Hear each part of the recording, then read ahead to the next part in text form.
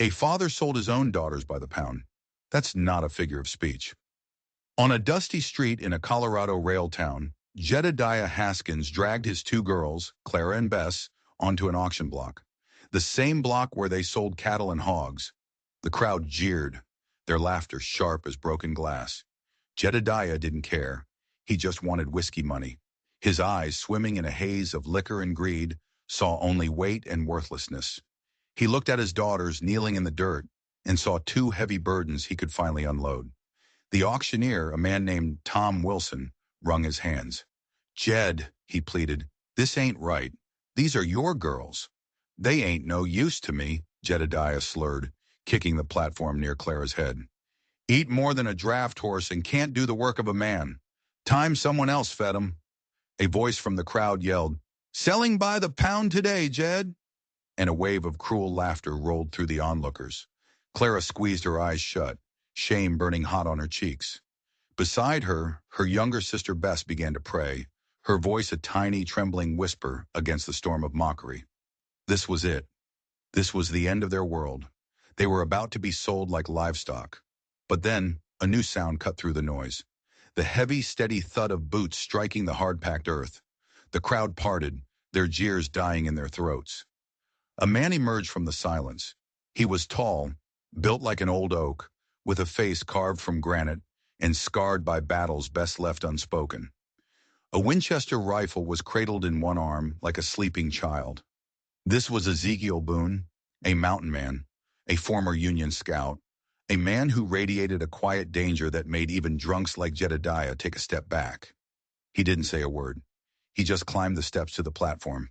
His eyes, the color of a winter sky, swept over the kneeling sisters, and for a fleeting moment, something other than ice flickered within them. He reached into his buckskin jacket and pulled out a heavy leather pouch. Without a word, he tossed it at Jedediah's feet. It landed with a solid final thud. Gold coins spilled out, glittering like captured sunlight against the dusty boards. $200. Ezekiel's voice was a low growl, like stones grinding together. "For the girls."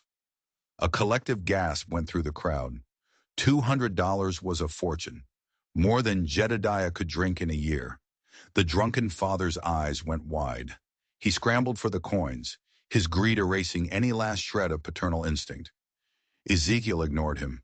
He looked out at the silent, watching faces, his hand resting near the stock of his rifle.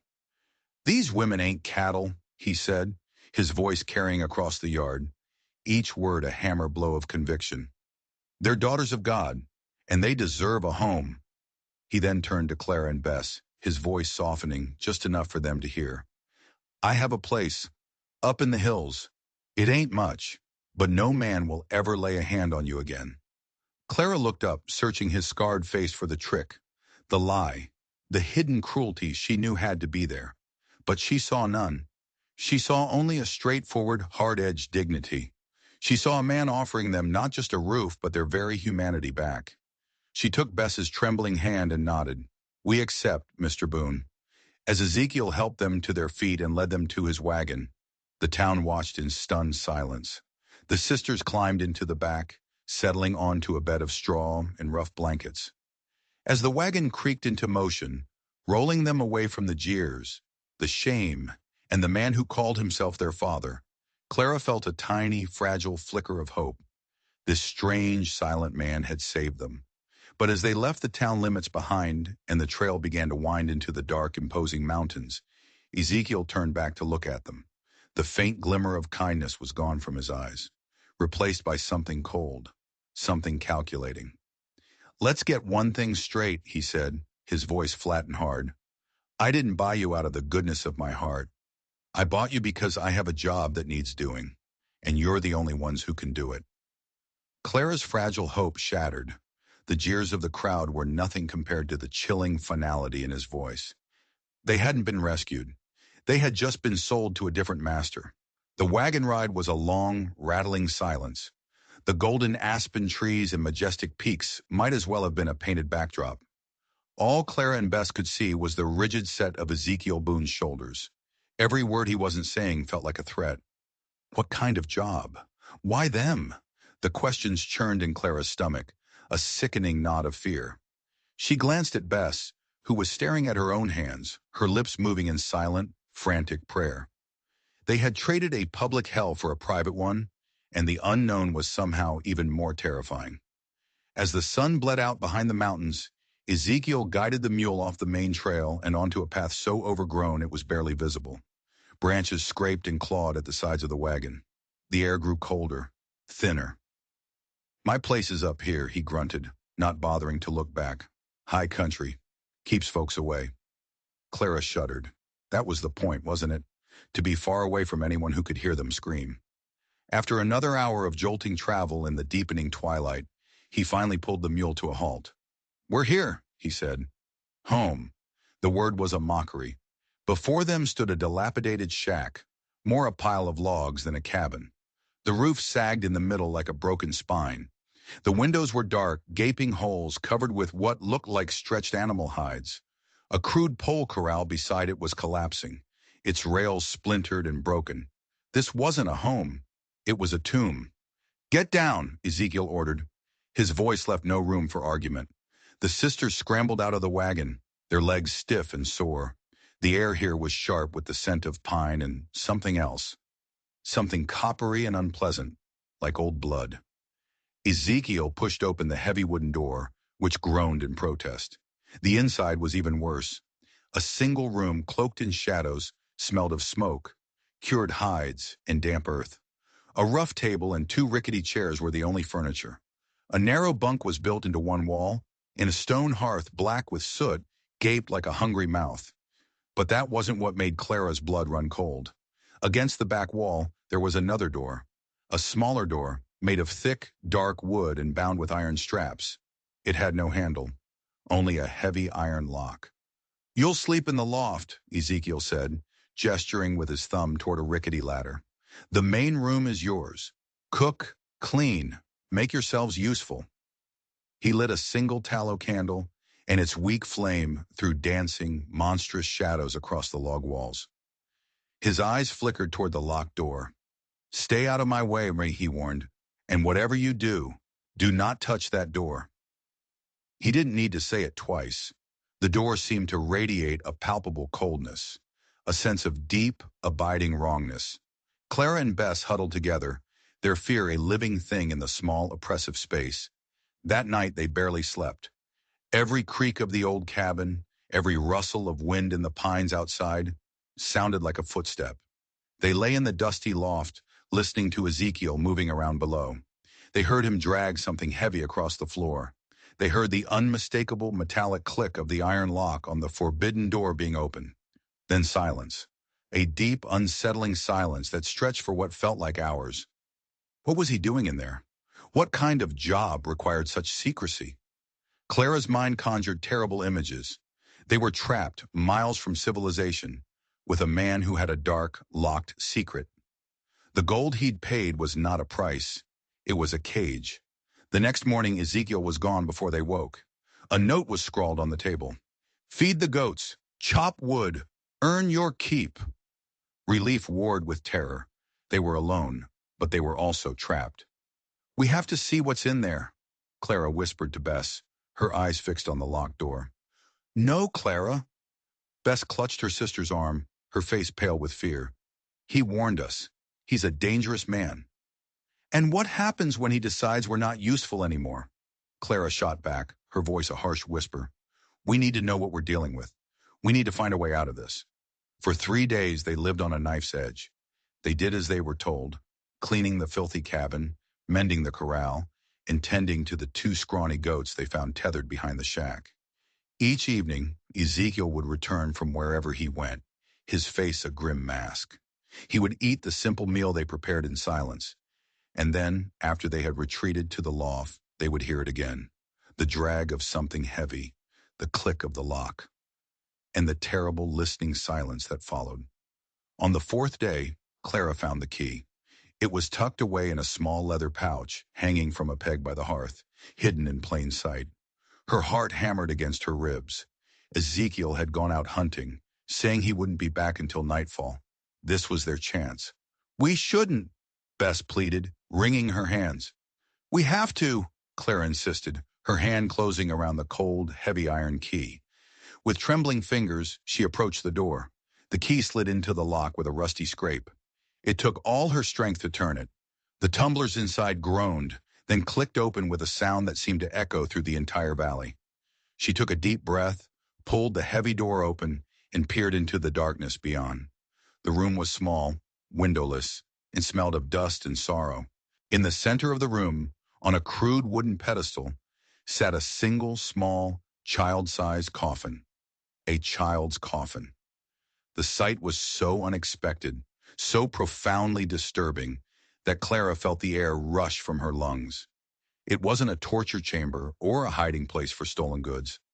It was a shrine, a tiny, heartbreaking memorial in the middle of nowhere. Bess let out a small choked sob and clutched Clara's arm. The room was bare except for the coffin. The walls were rough-hewn logs, the floor packed earth. It was cold, so cold with a stillness that felt ancient and sacred. "Who?" Bess whispered, her voice trembling. Clara stepped cautiously into the room. Her fear was replaced by a wave of confusion and a deep, aching sadness. This changed everything. Ezekiel wasn't a monster, at least not the kind they had imagined.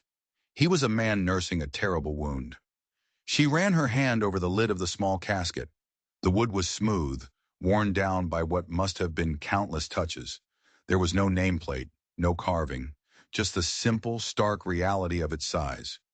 "We have to close it," Bess urged, pulling at her sister's sleeve. "He'll be back. He'll know." Clara hesitated. Her gaze fell on a small, loose floorboard near the wall, barely noticeable in the dim light. Acting on an impulse she didn't understand, she knelt and pried it up with her fingertips.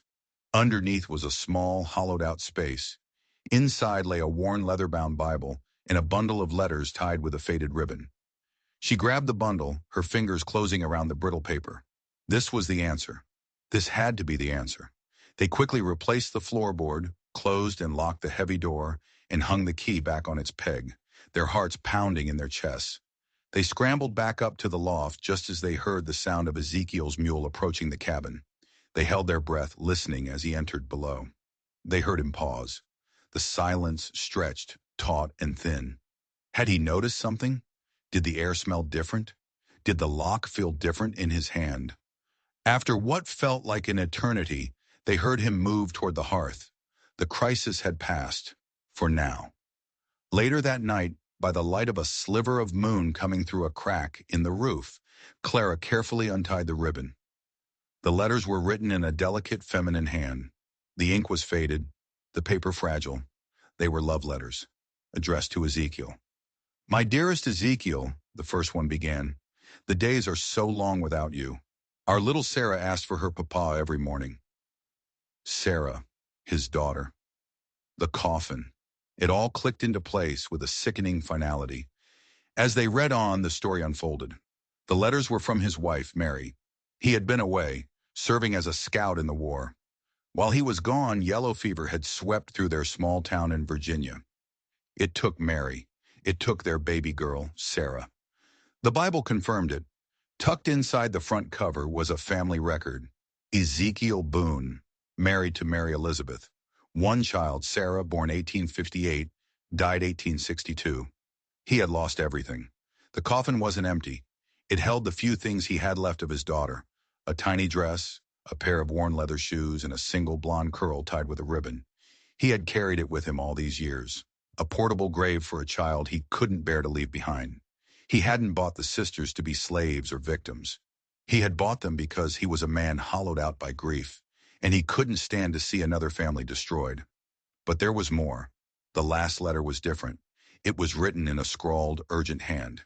"Ezekiel," Mary had written, "the railroad men came today. They say the claim Papa registered is worthless. They have papers from Denver. They want our land. A man named Cutter leads them. He is cruel. I fear for what will happen if you are not home soon." Cutter. The name hung in the air like a curse. This wasn't just about grief. It was about a fight that had started years ago. This land, this remote mountain refuge, was Ezekiel's last stand. It was the only thing he had left of his old life, the place he had meant to build a home with his family. and now history was about to repeat itself. The very next morning, as if summoned by the letter itself, 3 riders appeared on the trail. 2 wore deputy badges. The man in the middle was dressed in a fine city coat, his face smug and arrogant. He reined in his horse and looked at the shack with contempt. "Ezekiel Boone," he called out, his voice slick with false authority. "I am Silas Cutter, of the Denver and Rio Grande Railroad. I have here a legal order. This land has been designated for track expansion. You have 30 days to vacate the premises." He held up a document with an official-looking seal. Ezekiel stepped out of the cabin, his Winchester held loosely in his hand. His face was a mask of stone, but Clara could see the muscle twitching in his jaw. It was him, the man from the letter. The ghost from his past had come back to finish the job. Cutter's eyes slid past Ezekiel and landed on Clara and Bess, who were frozen in the doorway. A cruel smile twisted his lips. "Well, well, I see you've found yourself some company, a pair of fat brides to warm your bed." He laughed, a short, ugly sound. "Don't get too comfortable, ladies. You'll all be off this land before the first snow." The insult, the casual cruelty, was like a lit match tossed into a powder keg. Ezekiel's knuckles went white on the stock of his rifle. For a second, Clara was sure he was going to kill him. But then he seemed to draw back from the edge. The fight went out of his eyes, replaced by a look of weary, soul-crushing defeat. "Get off my land, Cutter," he said, his voice quiet and hoarse. "My land now, Boone," Cutter sneered. 30 days. He wheeled his horse around, and the 3 riders galloped away, their laughter echoing in the crisp morning air. Ezekiel stood there for a long time. The paper crumpled in his fist. He looked old, broken. The mountain man who had faced down a whole town seemed to have crumbled in the face of this one man. Clara now understood why. This wasn't a new fight. It was the final round of a battle he had already lost once before. He had lost his family, and now he was about to lose the last piece of their memory. That night, for the first time, Ezekiel didn't go into the locked room. He sat by the fire staring into the flames, his rifle across his lap. He didn't speak. He didn't eat. He just sat there, a statue of grief and rage. The sisters watched him from the loft, their own fear a cold weight in their stomachs. Cutter wasn't just a railroad agent. He was Ezekiel's demon, and he had come to drag him back to hell. What they didn't know was that Cutter's plan was far more insidious than a simple eviction. He wasn't just going to take the land. He was going to destroy the man who stood on it. And he had a secret weapon, hidden away in the town's church records, that would not only erase Ezekiel's claim, but erase his very history. The 30-day deadline hung over them like a death sentence. The vibrant autumn colors of the mountains seemed to mock their impending doom. Every falling leaf was a tick of the clock counting down to their eviction. Ezekiel was a ghost. He moved through the days in a haze of grim silence, his energy focused on reinforcing the cabin, not as a home, but as a fortress. He patched the roof, replaced the hide windows with thick wooden shutters, and rebuilt the corral with heavy solid logs. He was preparing for a siege. Clara and Bess did their part. They turned the dusty cabin into a functioning home. Clara, with her practical nature, took charge of their dwindling food supplies. She discovered a half-full sack of cornmeal and a forgotten crate of potatoes in the root cellar. She milked the 2 goats, and after several failed attempts, managed to make a soft, tangy cheese. Bess, meanwhile, found a sunny patch of earth near the door and planted the small packet of herb seeds she'd carried with her from their old life. Thyme, sage, and mint. A tiny garden of hope in a landscape of despair. They worked together, an unlikely team of 3 broken people trying to build something real before it was all torn away. The shared work created a fragile truce. Ezekiel's silence became less menacing, more mournful. He started speaking to them, not in conversations, but in short, clipped sentences. More wood. Water buckets empty. Storms coming. One evening, Bess was humming a hymn as she mended one of their blankets. It was a simple, sorrowful tune their mother used to sing. Without thinking, Clara joined in, her alto voice finding the harmony. The music filled the small, tense cabin. Ezekiel, who was sharpening his knife by the fire, stopped. He didn't look up, but his hands went still. He just listened. When the song ended, the silence that followed felt different, warmer. They needed supplies. The cornmeal was almost gone, and they needed salt to preserve the cheese. The trip to town was a dreaded necessity. As their wagon rattled down the mountain trail, Clara and Bess braced themselves for the whispers and stares. They weren't wrong. The moment they pulled up to the mercantile, the mockery began. "Looky here, the mountain man and his fat wives," a loafer called out from the saloon porch.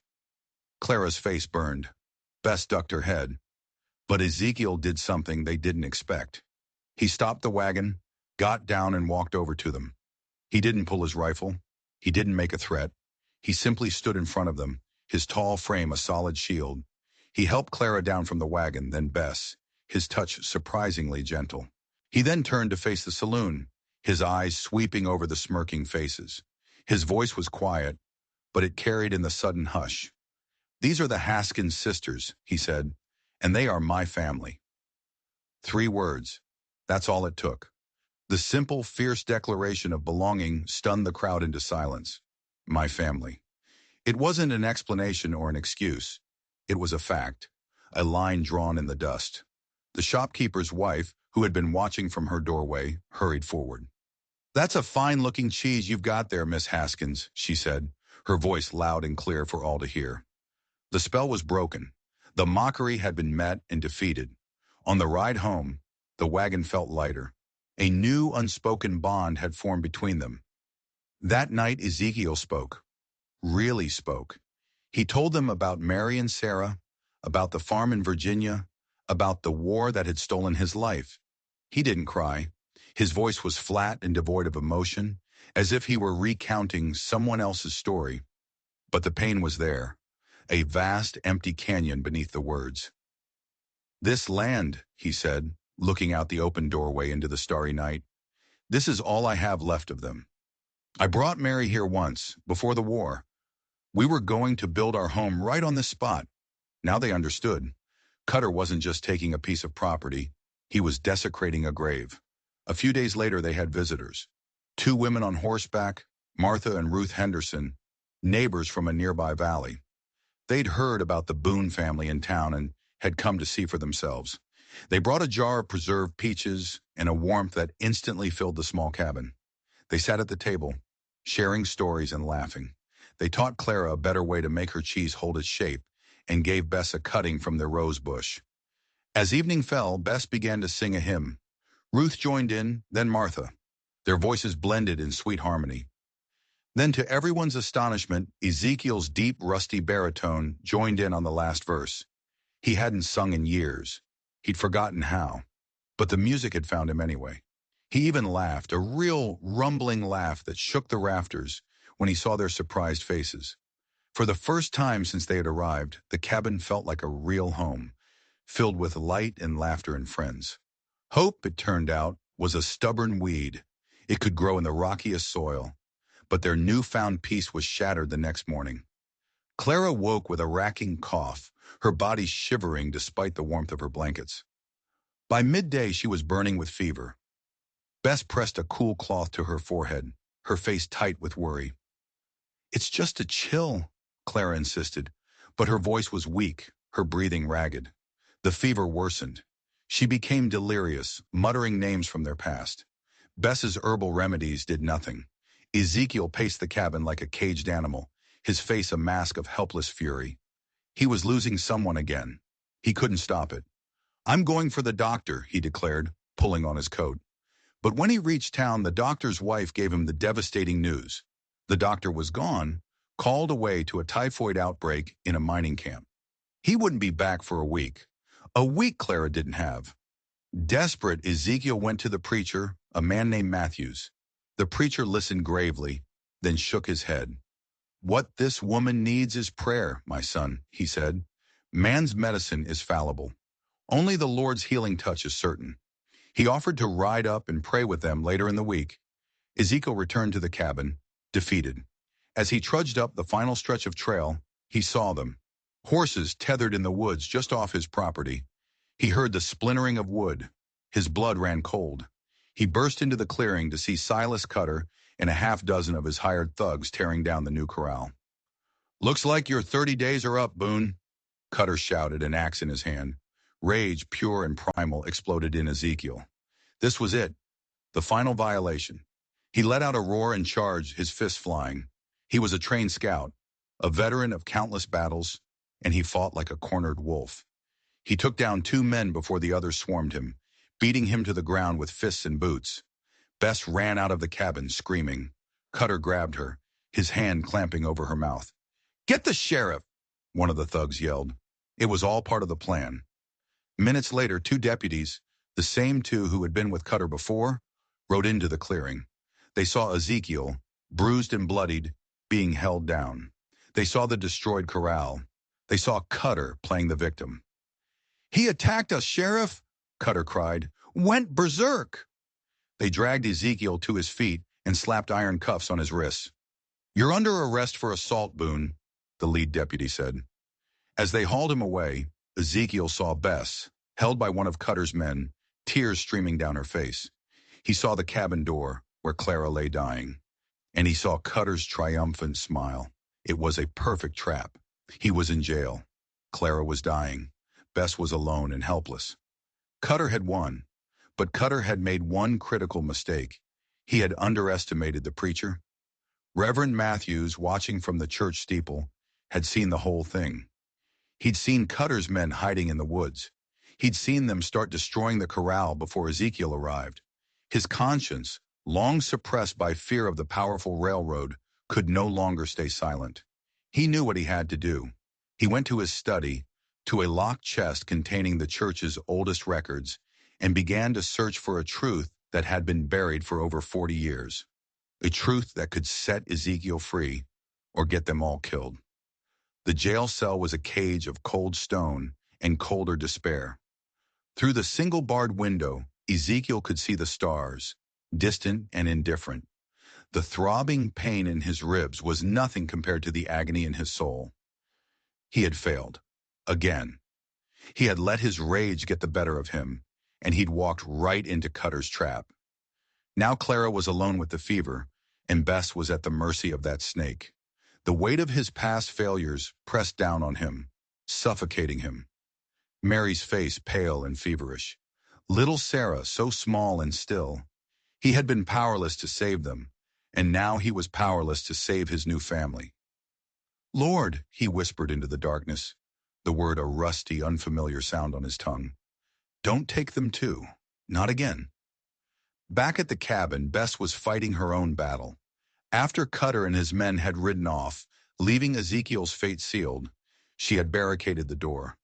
The sound of the wind howling through the broken corral fence was a lonely, mournful sound.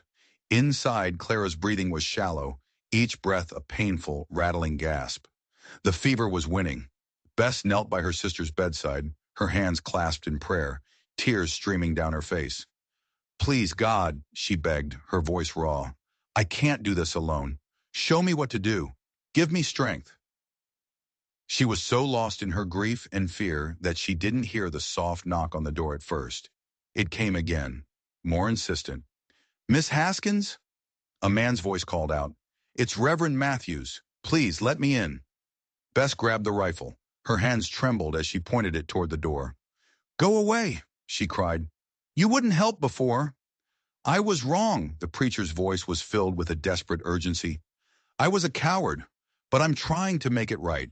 Please, I have something that can save him. That can save all of you." Hesitantly, Bess unbarred the door. The preacher stumbled in, his face pale, his eyes wide with a mixture of fear and resolve. He wasn't alone. Behind him stood Martha and Ruth Henderson, their faces grim. "We saw the deputies drag Ezekiel away," Martha said. "We came as soon as we could." Ruth was already moving toward Clara, a basket of herbs and tinctures in her hand. The preacher spread a collection of old yellow documents on the table. "I found them," he said, his voice shaking, "in the church archives, land records from before the territory was even formed." He pointed a trembling finger at a faded line of script. "This is a deed from 1838. Ezekiel's grandfather, a trapper named Elias Boone, bought this entire valley from the Ute tribe. He registered it with the church, which was the only record office back then. It's a legal, binding claim, The railroad survey is meaningless. This land was never public domain. It has always, rightfully, belonged to the Boone family. Bess stared at the papers, hope a painful, brilliant spark in her chest. But Cutter has his own papers, with official seals. Forgeries, the preacher said, his voice filled with self-loathing. I knew it. I suspected it all along. The railroad pushes through and they create the paperwork they need. I was too afraid to question it. He looked at Bess, his eyes pleading for forgiveness. The circuit judge, Judge Parker, is due in town tomorrow. If we can get these documents to him, he'll have to release Ezekiel. He'll have to recognize the claim. Just then, Clara let out a low moan. Her body convulsed, a violent shiver racking her frame. Ruth Henderson looked up from her bedside, her face grim. The fever is at its peak, she said softly. She won't last through the night without a real doctor. Their hope vanished as quickly as it had appeared. The proof was here, but time was gone. They were trapped in a cruel checkmate. Save Ezekiel tomorrow or save Clara tonight. They couldn't do both. The cabin was plunged back into despair. The documents on the table were a testament to a victory they couldn't live long enough to claim. But as Bess sank into a chair, her head in her hands, she felt a familiar weight in the pocket of her apron, her sewing kit. And inside it, beneath the needles and thread, was her mother's last gift, a tiny folded piece of paper, a recipe, not for cooking, but for breaking fevers. It was an old folk remedy, passed down through generations, made from willow bark, feverfew, and a rare mountain root their mother called God's mercy. They had never used it. Their father had called it superstitious nonsense. Bess looked from her dying sister to the terrified preacher. Then her eyes fell on the land deed. Vengeance is mine, saith the Lord. But maybe, just maybe, he sometimes used the hands of forgotten women to deliver it. Martha, Ruth, Bess said, her voice suddenly clear and steady. You know these mountains. Do you know of a root that grows only in the high rocks, with a small blue flower? Ruth's eyes widened. God's mercy root. My grandmother used it. But it's dangerous. Brew it wrong and it's a poison. And it only grows up on Widow's Peak. It's a treacherous climb, even in daylight. Bess stood up. She looked at the preacher. You must stay here and guard these papers with your life. The Hendersons will stay and watch over my sister. She grabbed a lantern and Ezekiel's hunting knife. I'm going up the mountain. She was going to save her sister. Then she was going to walk into that courthouse, and she was going to save their home. Cutter thought he was fighting a broken old soldier. He was about to find out he was fighting the Haskins sisters, and they were just getting started. The climb up Widow's Peak was a nightmare of shifting, scree, and razor-sharp rocks. The wind tore at Bess, trying to rip the lantern from her grasp, its flame threatening to die at any moment. Every shadow seemed to hold a predator. Every gust of wind sounded like Cutter's mocking laughter. But Bess kept climbing, fueled by a desperate, prayerful rage. The image of Clara's fevered face was burned into her mind. She would not lose her sister. She found the root just before dawn, its small blue flowers glowing faintly in the pre-light, tucked into a crevice beneath a jagged overhang. Her hands were raw and bleeding as she carefully dug it from the frozen ground. The journey back down was a treacherous, stumbling race against the rising sun. She burst back into the cabin, exhausted and covered in dirt, to find Clara terrifyingly still. Ruth Henderson was holding a mirror to her lips. She's still breathing, Ruth whispered, relief washing over her face. But just barely. With shaking hands, Bess prepared the tea, following her mother's remembered instructions to the letter. She shaved the willow bark, crushed the feverfew, and added only a sliver of the potent God's mercy root. They forced the bitter liquid, drop by drop, between Clara's cracked lips. Then they waited. The minutes stretched into an hour. The sun was fully up now. The judge would be in his courthouse. Ezekiel would be rotting in his cell. And then a single drop of sweat appeared on Clara's forehead, then another. The fever had broken. A collective, ragged sigh of relief filled the cabin. Clara was going to live. Bess didn't waste a second. She left Clara in the capable hands of the Henderson sisters, grabbed the precious land records from the preacher, and hitched the mule to the wagon. God be with you, child. Reverend Matthews said, pressing the documents into her hand. The ride into town was a blur. Bess pushed the mule harder than she ever had before, the wagon wheels threatening to fly off on the bumpy trail. She arrived at the courthouse, a simple wooden building with peeling paint, just as Judge Parker was about to adjourn for lunch. She burst through the doors, her dress torn, her face smudged with dirt, clutching the papers to her chest. "Your Honor!" she cried, her voice ringing with authority. The courtroom, filled with the usual collection of loafers and local businessmen, went silent. All eyes turned to the wild-looking woman in the doorway. Judge Parker, a stern-faced man with iron-gray hair, peered at her over his spectacles. "Young woman, this is a court of law, and I am here to see that law is done," Bess said, marching to the front. Silas Cutter was there, sitting in the front row, a smug look on his face. The look vanished when he saw the papers in her hand. Bess laid the documents on the judge's desk. "This is the original deed to Ezekiel Boone's land," she declared, "signed and registered in 1838. His claim predates the railroad, the state, and your entire courthouse. Silas Cutter's claim is a forgery, and his arrest of Mr. Boone was based on a lie." A murmur went through the courtroom. Cutter leaped to his feet. "This is an outrage. That land is vital for progress. This woman is a liar, and these papers are forgeries." The judge ignored him, his eyes scanning the brittle yellowed paper. He traced the faded signature of Elias Boone with his finger. He looked at the seal of the First Territorial Church. He was a man who respected history, and the document in front of him reeked of it. "These appear to be legitimate," he said slowly. "Reverend Matthews can attest to their authenticity. He found them in the church archives." Cutter's face went pale. He had counted on the preacher's fear, but he had one last card to play. "Even if this ridiculous claim were true," he sneered, "the taxes on that land haven't been paid in over 40 years. It's forfeit to the territory." He smiled, knowing he had her trapped. There was no way these penniless squatters could pay 40 years of back taxes.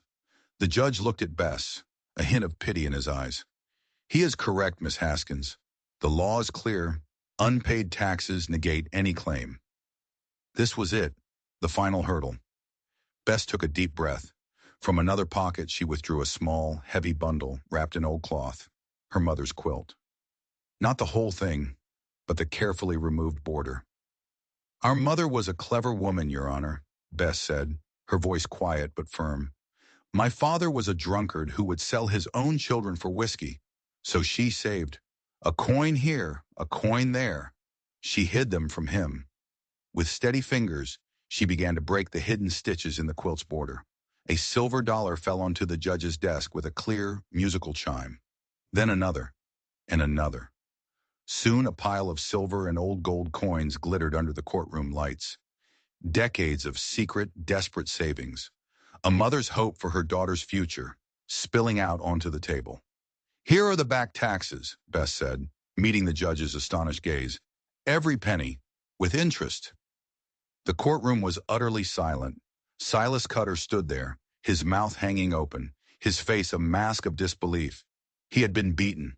Beaten by a fat sister he dismissed as worthless. Beaten by a dead woman's secret savings. Judge Parker slammed his gavel down. "The Boone claim is hereby recognized as legal and binding. The back taxes are paid in full. Mr. Ezekiel Boone is to be released from custody immediately, with all charges dropped." He then fixed Cutter with a glare as cold as a Colorado winter. "Mr. Cutter, I have heard enough testimony today to suspect you of forgery, perjury, and conspiracy. I am opening a full investigation into the railroad's land acquisition practices. I suggest you get out of my territory. Now." Cutter stumbled out of the courtroom, a broken man. The crowd erupted in cheers. Minutes later, Ezekiel walked out of the jailhouse, blinking in the sunlight. He saw Bess waiting for him by the wagon. He walked toward her, his face a mixture of awe and disbelief. He had been ready to die for that land, and this quiet, prayerful woman had saved it with a needle and thread and a mother's love. "You did it," he said, his voice hoarse. "No," Bess said, taking his hand. "We did it. Family." As they rode back up the mountain, the future stretched out before them, as bright and clear as the Colorado sky. But they both knew this wasn't the end. Men like Cutter don't just disappear. His hatred was a poison that was still seeping into the ground. Their victory was real, but the war for their home and their lives was far from over. The ride back to the cabin was a surreal dream. The sun felt warmer, the air sweeter. Ezekiel sat beside Bess on the wagon seat, the reins held loosely in his hands. He kept glancing at her, this woman who had faced down his demons and won. He had tried to save her with gold and a gun. She had saved him with faith and a sewing needle. He was humbled, and in that humility, he felt a profound, unfamiliar sense of peace. They found Clara sitting up in bed, propped against a pile of blankets, sipping broth that Ruth Henderson was spooning into her mouth. The change was miraculous. The fever was gone, and while she was pale and weak, the light of life was back in her eyes. When she saw Ezekiel walk through the door, safe and free, she burst into tears of relief. The next few weeks were a time of healing and rebuilding. The Henderson sisters became regular visitors, bringing food, news from town, and their unwavering friendship. The story of Bess's courtroom victory had spread like wildfire. They were no longer the fat wives or the mountain man's charity cases. They were the Boone family, the folks who had stood up to the railroad and won. Other neighbors, once distant and suspicious, started stopping by, offering a helping hand to repair the corral or sharing cuttings from their gardens. A community was slowly, cautiously, being woven around them. Ezekiel, in turn, began to heal from wounds far older than the ones Cutter's thugs had given him. He started talking about Mary and Sarah, not with the flat, deadened voice of before, but with a quiet sadness that allowed for memories to be sweet as well as painful. He showed Clara and Bess the small coffin, and together they buried it on a hillside overlooking the valley, beneath a young aspen tree. It wasn't a burying of his daughter, but a letting go of the portable tomb he had carried for so long. He was finally letting her rest. Clara regained her strength day by day. The mountain air and fresh goat's milk worked their magic. With her health, her natural confidence returned. She took over the management of their small homestead with an efficiency that amazed Ezekiel. Her cheese became sought after in town, a valuable source of income.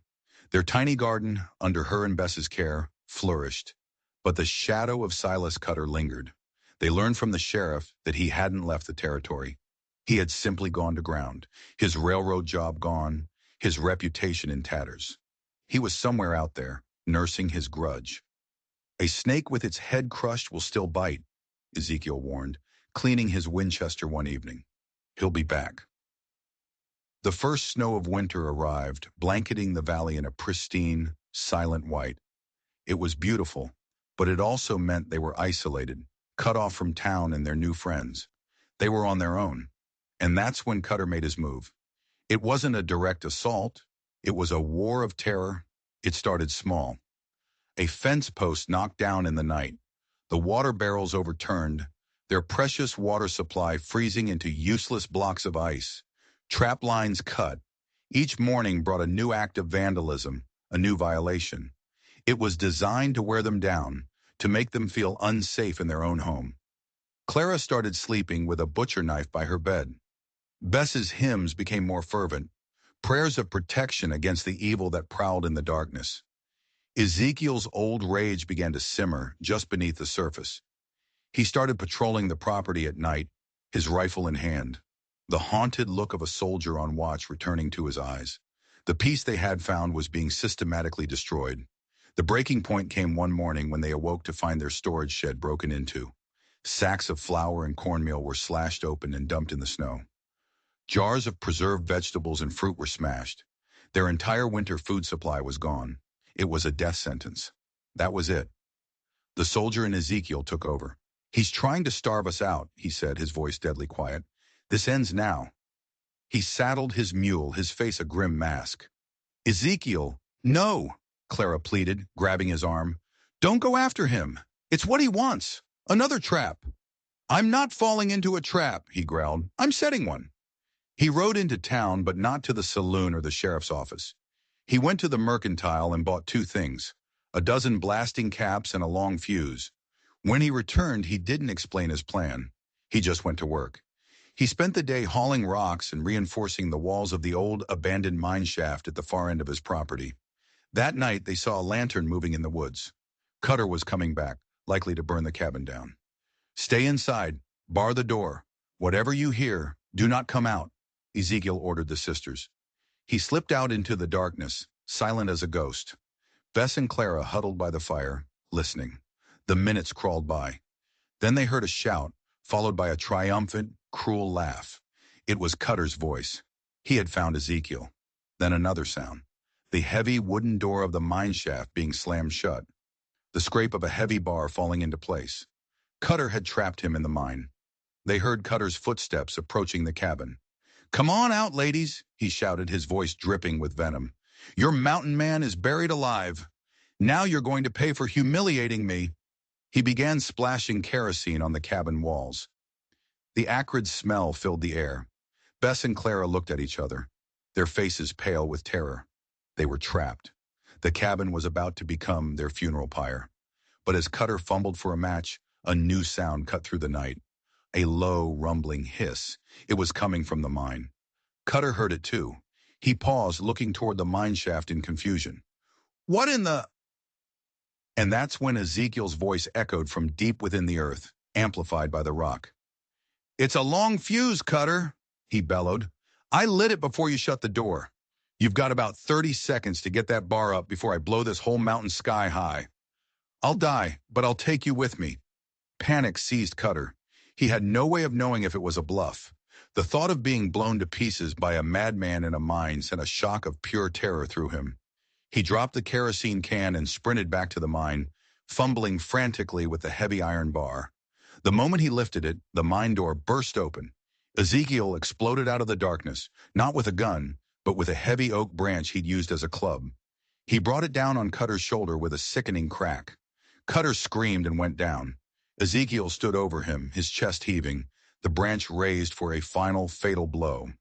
"Ezekiel, no!" It was Clara. She and Bess had unbarred the door.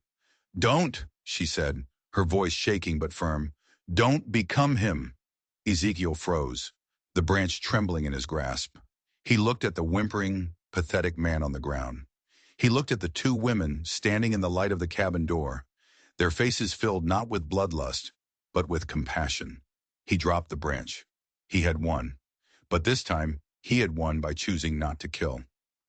The next day they delivered Cutter, tied up and with his arm in a crude splint, to the sheriff. The evidence of attempted arson and the testimony of the Boone family was more than enough. This time, Cutter didn't get to leave the territory. He was sentenced to 20 years of hard labor. As they rode home, a new, deeper peace settled over them. The threat was finally, truly gone. They had faced the monster, both outside and within, and they had won. They had not only saved their home, they had saved each other's souls. Spring arrived early that year, melting the snow and revealing a land full of promise. The community, galvanized by the final confrontation with Cutter, rallied around them. They didn't just help them rebuild, they helped them grow. A proper 2-story house rose from the foundations of the old shack. A sturdy barn was raised where the broken corral had once stood. Bess started a small school for the local children in their new parlor. One warm summer evening, Ezekiel, Clara, and Bess sat on the porch of their new house, watching the fireflies dance in the twilight. Children's laughter echoed from the meadow where a community picnic was winding down. Their home was no longer a refuge or a fortress. It was a center, a heart for the entire valley. Ezekiel reached out and took both of their hands. "I once thought my family was buried in the past," he said, his voice thick with emotion. "But I was wrong. My family was waiting for me in the future." Clara leaned her head on his shoulder, and Bess began to sing, her clear, sweet voice rising into the starry sky. It was Amazing Grace. Clara joined in, her strong alto blending with her sister's. After a moment, Ezekiel's deep baritone added the foundation. Their three voices, once so full of pain and solitude, now joined in a perfect, unbreakable harmony. They had been lost, but now they were found. They had been three broken people, sold and discarded, but together they had built a home. And in that home, they had finally truly become a family. This story is a powerful reminder that worth isn't determined by the judgment of a crowd, but by the courage in your heart. If you believe in the power of second chances and the strength of a family forged in fire, make sure you subscribe and turn on notifications. You won't want to miss the stories we have coming.